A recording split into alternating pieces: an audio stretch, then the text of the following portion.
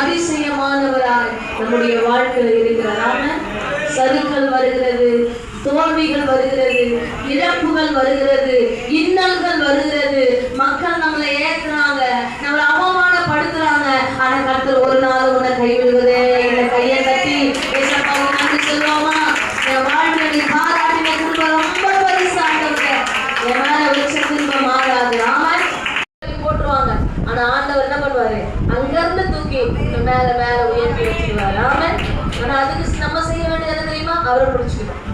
அவர் தான் எல்லாம். அவரை பிடிச்சுக்கிட்டோம்னா மனுஷனை காட்டிலும் நிலையான ஆசீர்வாதத்தை கர்த்தர் நமக்காய் தர வல்லமை உள்ளவர். ஆமாம். எந்த இடத்துலயும் இந்த மாசத்துல நீங்க நினைக்கலாம், ஐயோ இப்படி மாறிச்சே, இந்த மாசம் இப்படி இருக்குது, ஒரு துக்கமா இருக்குது, கஷ்டமா இருக்குது, பிரச்சனையா இருக்குது அப்படின்னு நீ நினைச்சு கொண்டு இருக்கலாம். ஆனா ஆண்டவர் இன்றைக்கு உன்னை பார்த்து சொல்லுகிறார், உன்னை மேன்மையா வைக்க போறேன். ஆமாம்.